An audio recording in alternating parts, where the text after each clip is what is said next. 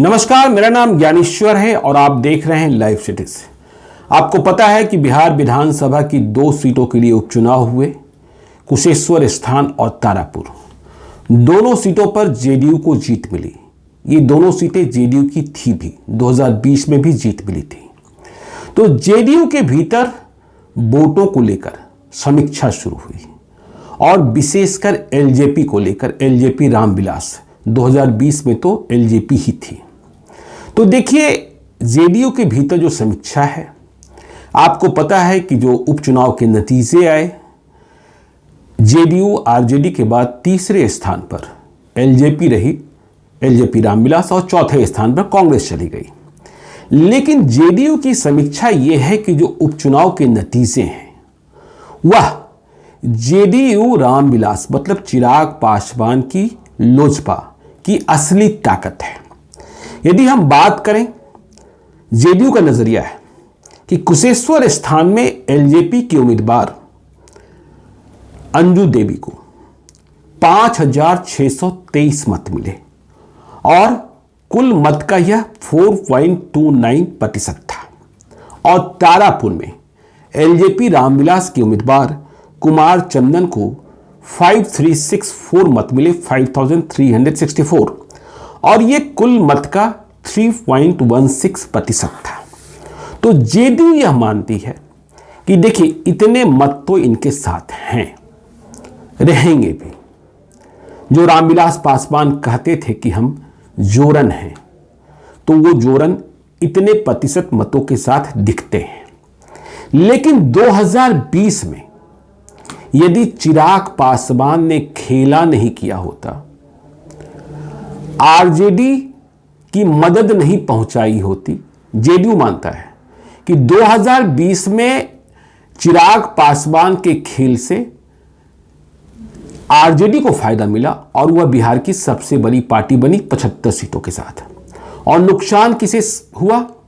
तो नुकसान हुआ जेडीयू को। जेडीयू का मानना है कि यदि चिराग पासवान ने खेला नहीं किया होता तो उनकी सीटें 43 नहीं 71 होती। चिराग पासवान को लेकर विधानसभा के चुनाव के वक्त कितना ज्यादा बवेला मचा, आप समझ सकते हैं। बीजेपी को अपना रुख स्पष्ट करते करते एक लंबा वक्त लग गया था। पहले तो ऐसा ही लग रहा था कि चिराग पासवान जो हैं वो एनडीए के ही एक हिस्सा हैं। तो यह जो देरी हुई, इसमें सबसे अधिक नुकसान जेडीयू को हुआ। वैसे भी कुछ एक सीटों को छोड़कर एलजेपी ने बीजेपी के उम्मीदवारों के खिलाफ प्रत्याशी नहीं दिए थे। चिराग पासवान का एकमात्र लक्ष्य नीतीश कुमार को सत्ता से बाहर करना था। ठीक है, 43 सीटों पर जीत हासिल कर भी नीतीश कुमार मुख्यमंत्री बन गए। तो देखिए, आज आपको हम एक एक सीट का ब्यौरा बताते हैं जहां चिराग पासवान की लोजपा की वजह से 2020 में जेडीयू का उम्मीदवार हार गया और राजद का उम्मीदवार जीत गया। जेडीयू का मानना है, आरजेडी का भी मानना है कि बिहार में वोट तो 2 ही है ना, या तो लालू यादव के पक्ष में या लालू यादव के खिलाफ। तीसरी धुरी तो बस जोरन का काम करती है।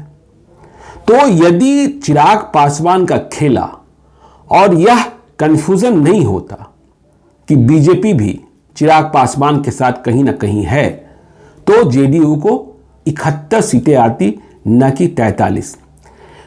22 ऐसी सीटें हैं सीधे तौर पर जहां चिराग पासवान के उम्मीदवार के कारण 2020 के विधानसभा चुनाव में जेडीयू को हार मिली, और 6 ऐसी सीटें हैं जहां कांग्रेस के हाथों हार मिली जेडीयू को चिराग पासवान के उम्मीदवार के कारण।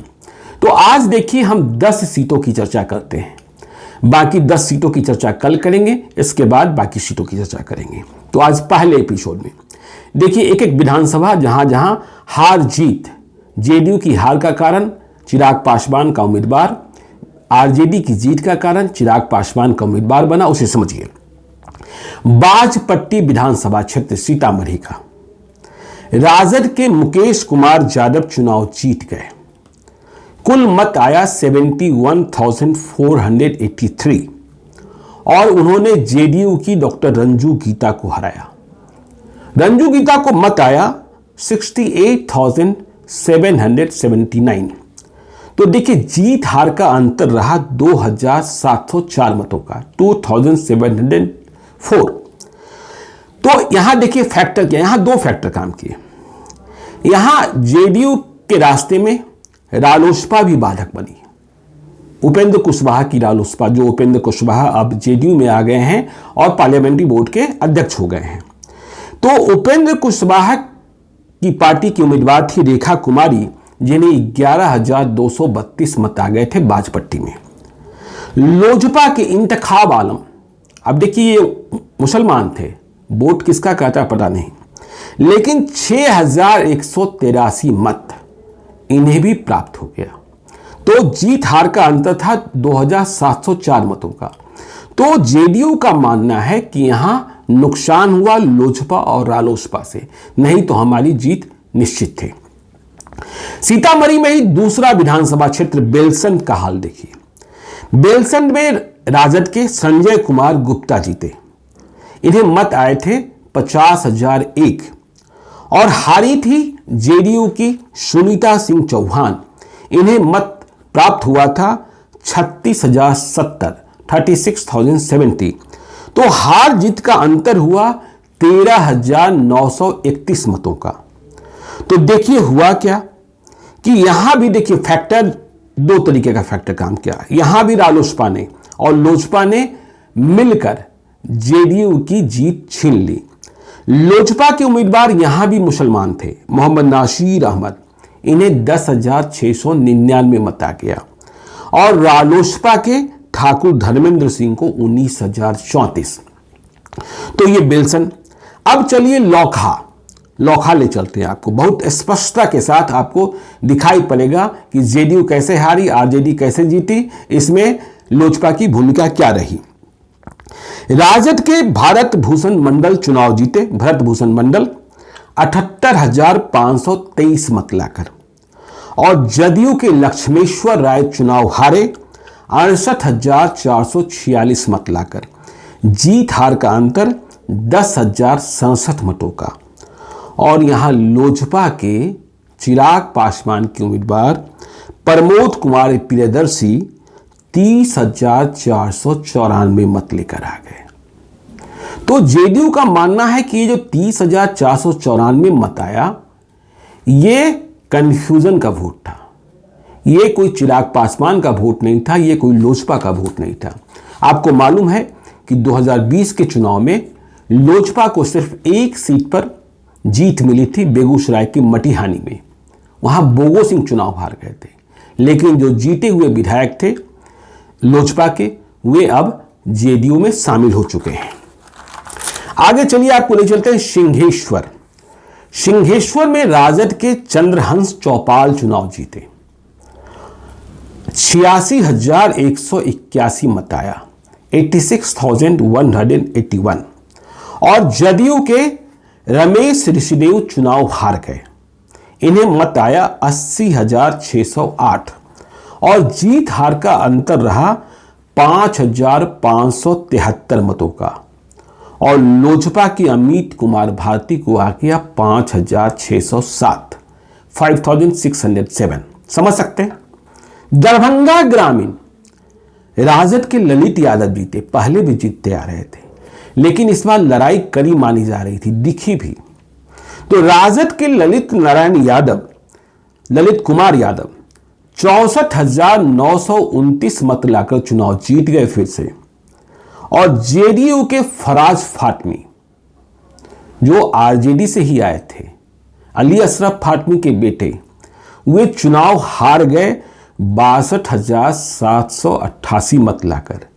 जीत हार 2,141 मतों से। और यहां लोजपा के प्रदीप कुमार ठाकुर 17,605 मत ले आए। जेडीयू मानती है कि आरजेडी की जीत, ललित यादव की जीत लोजपा के कारण हुई। गायघाट में देखिए राजद के निरंजन राय चुनाव जीते। बिल्कुल नए उम्मीदवार थे। यहां महेश्वर प्रसाद यादव राजद के विधायक थे निवर्तमान, लेकिन वे लगातार बागी तेवर अपनाए हुए थे। पहले से वे नीतीश कुमार के पक्ष में थे, लालू यादव के खिलाफ बोल रहे थे। तो जब चुनाव आया तो ये जेडीयू में चले गए। तो आरजेडी ने नया कैंडिडेट दिया निरंजन राय को, वे चुनाव जीत भी गए। इन्हें मत मिला 59,778 और जदयू के महेश्वर प्रसाद यादव जो निवर्तमान विधायक थे, राजद से जदयू में आए थे, टिकट लिए थे, उन्हें मत मिला 52,212 52,212 और जीत हार हुई 7,566 मतों से 7,566। लेकिन यहां लोजपा से कोमल सिंह लड़ रही थी, एमएलसी दिनेश सिंह की बेटी, एमपी लोजपा की एमपी बीना सिंह की बेटी, और इन्हें मत आ गया 36,851। अब देखिए परिस्थितियां बदल गई हैं। तब तो 2020 में एमएलसी दिनेश सिंह को भी पार्टी से निलंबित करना पड़ा था, लेकिन परिस्थितियां नई क्या हैं? लोजपा के भीतर ही विभाजन हो गया। 5 सांसदों ने चिराग पासवान का साथ छोड़ा, चिराग पासवान अकेले रह गए और अब बीना सिंह, कोमल सिंह की मां, पशुपति पारस की लोजपा में है। तो हालात बदले, एनडीए में अब बीना सिंह है। मीनापुर में राजद के राजीव कुमार चुनाव जीते 60,018 मत लाकर, और जदयू के मनोज कुमार चुनाव हार गए 44,506 मत लाकर। जीत हार हुई 15,512 मतों से। लोजपा के अजय कुमार ले आए 43,496 मत। समझ लीजिए, तो जेडीयू यह मान रहा है कि जब इनके पास इतने मत कभी थे ही नहीं तो सिर्फ कंफ्यूजन के कारण आया। एक नई पार्टी, एक नया ऑप्शन, एनडीए के भीतर से ही अचानक जो घटनाक्रम चला, चिराग पासवान की जिद, नहीं तो जिस तरीके से कुशेश्वर स्थान में अकेले लड़ने पर चिराग पासवान को 4.29% मत मिले और तारापुर में 3.16, इससे अधिक या इसके आसपास ही तब भी मत ही प्राप्त होते। अब इसके आगे आइए बरहरिया, सिवान का। सिवान के बरहरिया में राजद के बच्चा पांडे चुनाव जीत गए 71,793 मत लाकर, और जेडीयू के श्याम बहादुर सिंह, वही श्याम बहादुर सिंह डांस वाले एमएलए, 68,234 मत लाकर चुनाव हार गए।